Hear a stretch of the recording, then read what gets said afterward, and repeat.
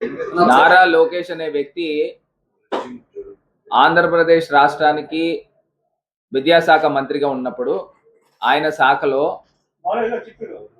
ఏదైతే paper leak జరిగిందో neat కన్నా ఘోరంగా పేపర్ లీక్ జరిగిందనే ఆరోపణలు వచ్చినాయో ఫస్ట్ ర్యాంక్ వచ్చిన వ్యక్తి నవీన్ అనే వ్యక్తికి ఫస్ట్ ర్యాంక్ వచ్చింది. ఆ ఫస్ట్ ర్యాంక్ అనే వచ్చిన వ్యక్తికి ఎందుకు మీరు రిక్రూట్మెంట్ తీసుకోలేదు? రెండు కారణాలు చెప్తున్నారు.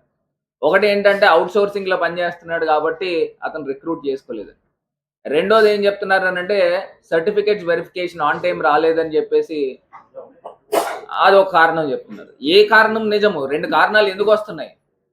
ప్రభుత్వము ఒక బాధ్యతలో ఉన్న ప్రభుత్వంగా మీరు ఒక కారణం చెప్పి రిజెక్ట్ చేయాలి. అయినా ఫస్ట్ ర్యాంక్ వచ్చిన వ్యక్తికి ఏ రకంగా ఇస్తారు? అసలు మీకు ఈ ప్రభుత్వానికి చిత్తశుద్ధి లేదా? అతను హైకోర్టును ఆశ్రయించాడు. హైకోర్టును ఆశ్రయించిన తర్వాత అక్కడే మీకు అంబిగ్విటీ కనబడతాం.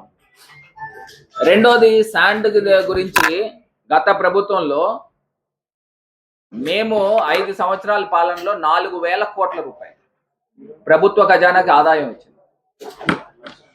ఈ 2 సంవత్సరాల పాలనలో ఒక్క రూపాయి అయినా ఆదాయం వచ్చిందా అని అడుగుతా ఉన్నాం.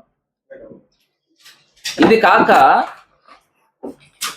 మా ప్రభుత్వం దిగిపోయే టైంకి 80 లక్షల టన్నులు శాండ్ని మేము ఇసుక కొండల్ని నిల్వలుంచాం, వర్షాకాలంలో ప్రజలు ఇబ్బంది పడకూడదు.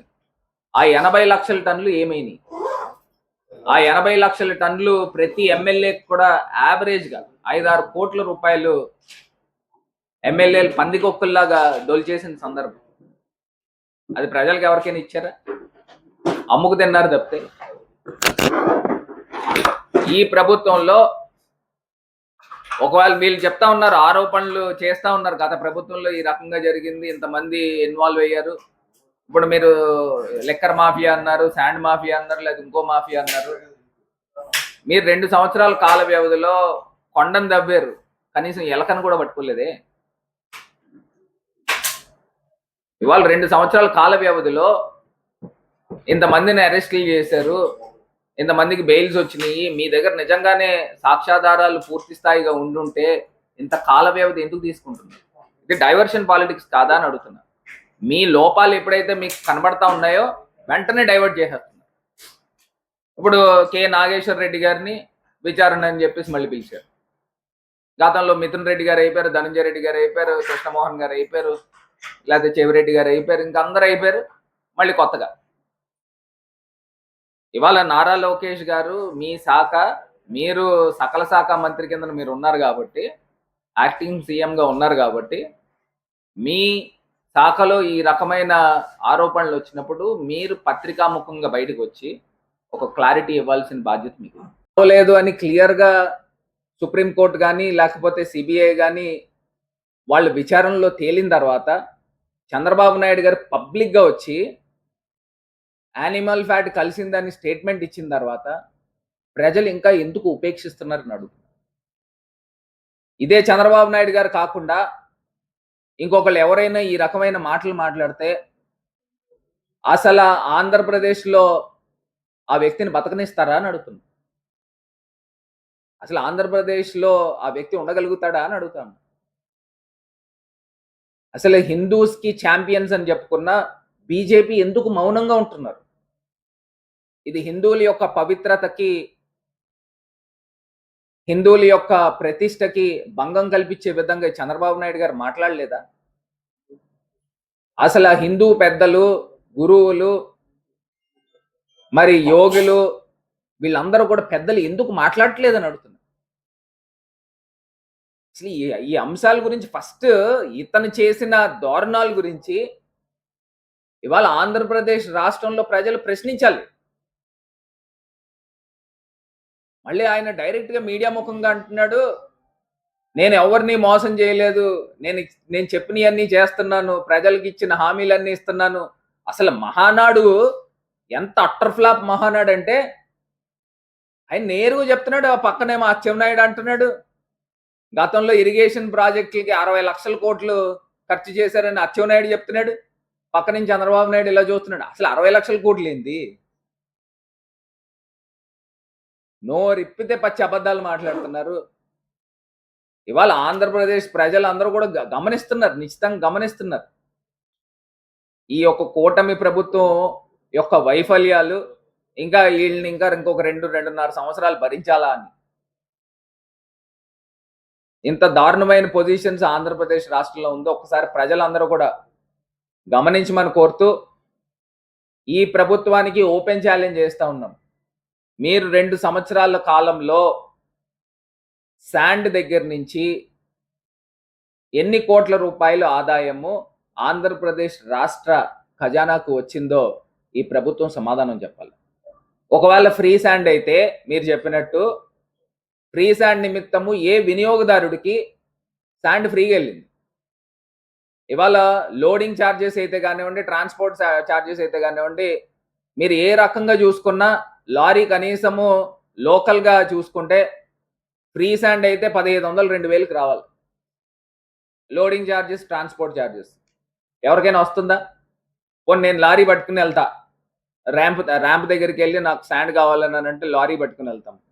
లోడింగ్ ఛార్జెస్తో మరి శాండ్ ఫ్రీగా ఇస్తారా ఎక్కడైనా? పోనీ ప్రెస్ మిత్రులకి ఎవరికైనా ఇస్తారండి? అసలు ఎక్కడ జరుగుతుంది ఇది? కేవలం ఏంటంటే ఎమ్మెల్యేలకి కాసుల పంటలాగా ఈ యొక్క శాండ్ ఉంది. ఈయన మళ్ళీ ఈనాడు పేపర్లో కానీ లేకపోతే వీళ్ళ ఛానల్స్లో ఎల్లో మీడియాలో చెప్తా ఉంటారు, ఏదైనా ఎక్కడైనా ఎమ్మెల్యే విపరీతంగా శాండ్ దవ్వేస్తున్నాడు అంటే చంద్రబాబు సీరియస్ అంటాడు. ఆయన సీరియస్ అయ్యేది లేదు, ఇక్కడ ఈ ఎమ్మెల్యే ఆపేది లేదు. ఇది ఏంటంటే కేవలం ఏంటంటే చంద్రబాబు నాయుడు గారు ప్రజల చెవుల్లో పువ్వులు పెట్టే కార్యక్రమం చేస్తున్నారు తప్పితే ఇంకోటి ఏది కాదు. ఇవాళ గత ప్రభుత్వంలో మీరు ప్రభుత్వం 2 సంవత్సరాలేని మీరు ఇన్ని అంశాలని ప్రజల ముందుకు తీసుకుని వచ్చారు. ఏ ఒక్క అంశమైనా సాక్ష్యాధారాలతో నిరూపించగలిగారా అని అడుగుతాం. కింద ఉందని మీకు శాండ్ కావాలనుకోండి, మీరు లారీ తీసుకుని వెళ్తే మీరు తీసుకెళ్ళిపోవచ్చు కదండి శాండ్. ఆవిడ ఎవడైనా ఆపుతాడా? లేకపోతే ఫ్రీగా ఉంది కదా అని చెప్పేసి నేనే 10 లారీలు పట్టుకుని వెళ్తాను, నాకు శాండ్ అవసరము, పోనీ ఒప్పుకుంటారండి? శాండ్ తీసిన వెంటనే ఎమ్మెల్యే తాలూకా మనిషి వచ్చేస్తాడు. అదే అంటున్నా, ఇప్పుడు నిజంగా గొట్టలు ఉన్నాయి, ఆ గొట్టలు మనకి శాండ్ కావాలి. ఇప్పుడు మీడియా మిత్రులు ఎవరో ఒకళ్ళు ఇల్లు కట్టుకుంటున్నారు, సరే మీకు ఇస్తారు అనుకోండి, అడిగితే తక్కువ రేటుకోలేదు ఇంకోటి. సామాన్యమైన ప్రజలు 4 లారీలు పట్టుకుని వెళ్తే ఇసుక గుట్టలు ఖాళీగా ఉన్నాయి కదా, ఇసుక గుట్టలు తీసుకెళ్ళనిస్తారా అని అడుగుతున్నా. ఇది ఇది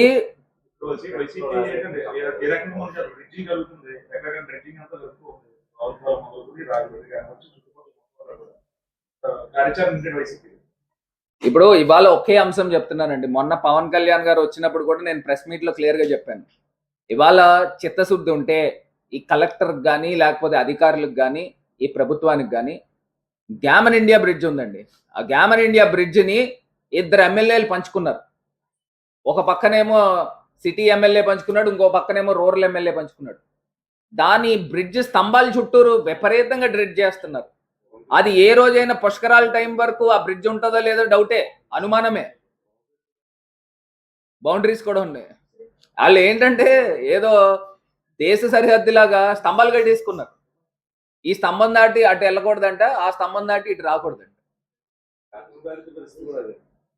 ఇంత దారుణంగా నేను అడుగుతున్నానండి. వాళ్ళు సూటిగా నేను చెప్తున్నా, రేపు జరగబోయే పుష్కరాల నాటికి ఆ గ్యామన్ ఇండియా బ్రిడ్జ్ ఉంటుందో పడిపోతుందో కూడా ఒకసారి అధికారులందరూ కూడా పూర్తి స్థాయికి ఇన్స్పెక్షన్ చేయాలి.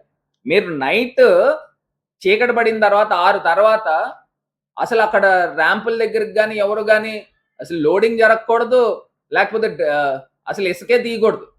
6 తర్వాత ఎందుకు జరుగుతున్నాయి? ఇవాళ వైఎస్ఆర్ కాంగ్రెస్ పార్టీ మీరు ఇందాక అడిగిన ప్రశ్నకి ఖచ్చితంగా ఉద్యమం తీసుకొస్తాము.